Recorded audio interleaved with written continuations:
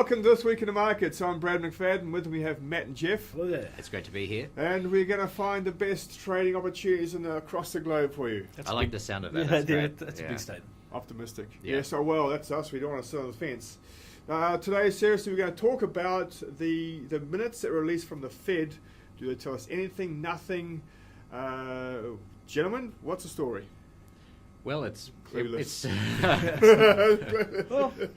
It's They told us nothing. It's interesting, isn't it? They've just maintained their view and their line, said the same things they've been saying for a long time. That's it. And I yet, mean, it's the most remarkable thing. No one has really wanted to believe the Fed. They believe and not believe, and not believe. And the Fed have been so consistent for like the last how long? And what's the message they've been consistent with? Well, a 5-year-old could have told you. If economic growth improves, as the economy improves, we'll take away quantitative easing. I mean, they said that, 3 or 4 months ago, and it's blatantly obvious. And they've been repeating it ever since. And now the market reacts, the Fed have confirmed they're going to take away quantitative easing. Certainly a little bit of weakness in the equity markets. Relax, don't panic. That's just a bit of fleas on a dog's back, Matt. Now, the big movement, of course, is in bond markets, and what happens in bond markets has fantastic implications for equity equities. Markets, indeed. So what are you seeing in the bond markets? We're dislodging that safe haven trade, Okay, which so is lodged up there. So what's this chart we're looking at now? This is the US 2-year. It looks dead. Well, it looks dead, but from dead beginnings comes life. So we've been going sideways for what, years? Yeah. Sideways. It looks like 4 years. But is that just on the far right hand side there? Is that a small sign of life? I think so. it's minuscule at the moment. It's minuscule. It's minuscule, but if you break into you come across Shorter here. term. Now, this is it means nothing in the overall scheme of things, but from a short term, look at this. This looks like it wants to break out. Yeah, It does indeed. And if we look at the 30-year, 20-year, 10, 5-year, they're all shot off in the stratosphere. yes, yeah. This is the real deal. We're breaking out of a trading range, and from trading range breakouts, we have big moves. Yeah, and from little things, big things grow. Exactly. Right? Yeah, and this is the market anticipating a change, anticipating the Fed change in policy, Right. in terms of maybe not so easy with their Yeah, policy, they're not right? going to. Look, one of the key things we have to understand here is that the Fed is not going to tighten monetary policy. So they're not going to screw down the money supply. Now, that means the money coming out of the bond market has to find a home somewhere. And it that won't just home- disappear. And that home would be the equity markets. I Well, believe. you would think some of it will go into equity markets, and given the lack of liquidity these days in the equities, obviously all the buybacks, it won't take too much to push these guys higher. Okay. And we have seen a general reluctance for equities to go low. We'll talk about that very, very soon. Yes, But we have. gentlemen, to me, this is breaking the back of the safe haven trade. What we're seeing here right in front of us right now.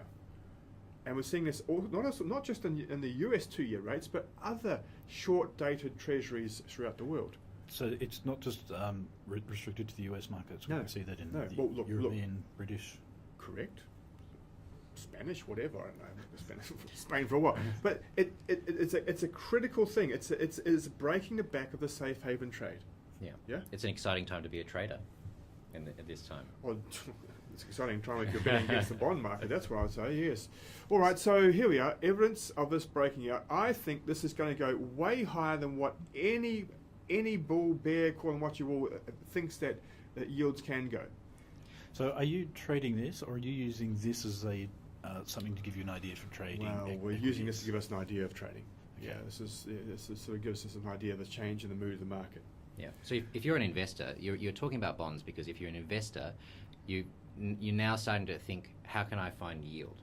You're hunting for return for yield, right? Correct. And that if this is, not giving you much yield, you'll be starting to look naturally to equities. Well, also what's happening now is people who've bought bonds in the last 2 years are now losing money. They are Now indeed. getting absolutely spanked. So they paid a really high price for them in the Exactly. last couple of years, and now that's dropping, and they're starting to lose money on it. That's right. Thinking, where can I put my money now? They're waking up and they're going to see losses in their accounts, and it's like, hey, I thought this was a safe haven. Everyone talked about the treasury market as being a safe haven, and they're starting to see big losses. We've had big moves in the US, 20, 30, and 10-year treasuries, and that accounts for a lot of where people had their money.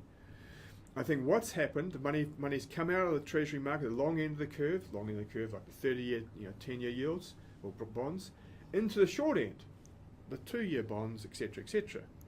But even now, they're getting spanked. Yeah. Okay. So So unless you see something different, I see. We talked about equities, though. Right. How is this sort of Okay. supporting? Well, let's have a theory. look here. Now, I was this wondering is who was going to get to that. On and on and but on. things take time. Yep. I mean, repetition is penetration. Trying to make the point.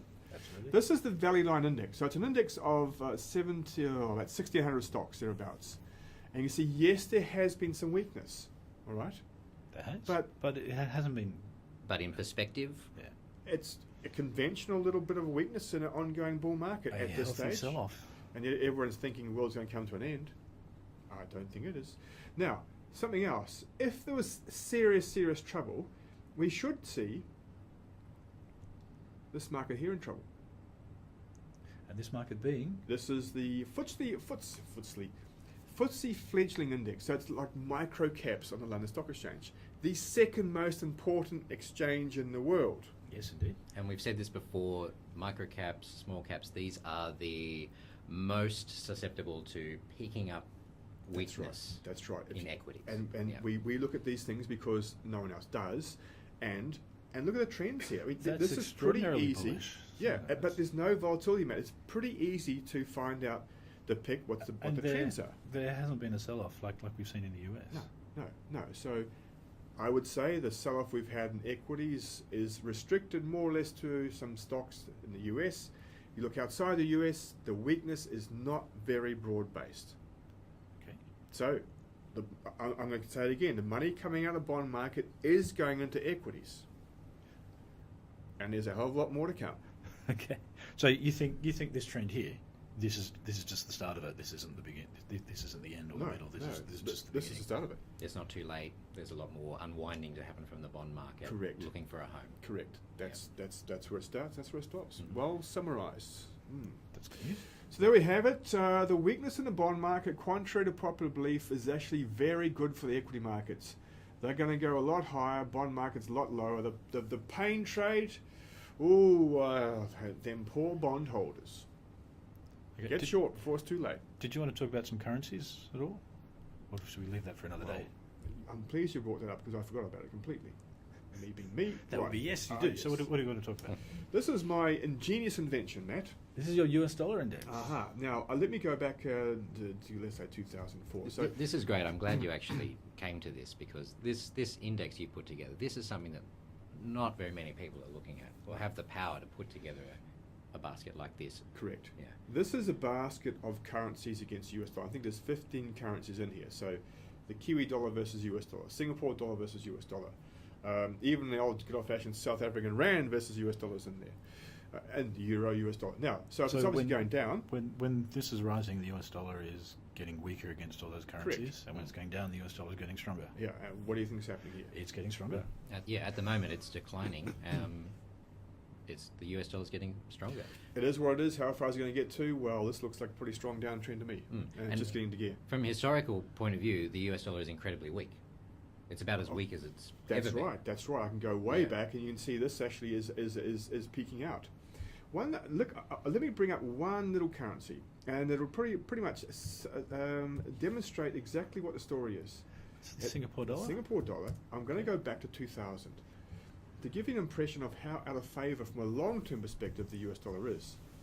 Why the Singapore dollar? It seems sexy. It's a big trading currency. No one's ever said that about Singapore before, you realise. No. So this is it's a proxy for emerging markets, and it really is. It's a quite a liquid emerging market currency. It's well traded. To me, it's a proxy for what the average currency in the world is doing against the US dollar. Yeah. Okay. So here we can see that downward trend reversing towards the last few months. Well done. Yeah, I was going to consult you on your expert opinion. We do have. I'm very good at stating the absolute obvious. Well, that's what it is, Matt. But it is. We have a high low here. We have almost a higher high. Don't take too much notice of what happened in 2008. That was just like a shock event. That wasn't really fundamentally driven. But this change here, this is a fundamentally driven event. Money is flowing back into the US. It'll support US equity markets. Emerging markets, not the place to be. The list goes on. There it's before our eyes. Believe it or not. So this is another reason why you're very bullish on US equities. Yes. And still a good time to buy US denominated assets, like US equities. Yes, except for treasuries, of course. Except for treasuries, equities. Qualify that. Yeah. All right, there we have it. So long-term cyclical trends, bear market for bonds, bull market for the US dollar, equities, all okay, man. She's going higher. Good luck. McFadden out. That's bye from me. And buy from me.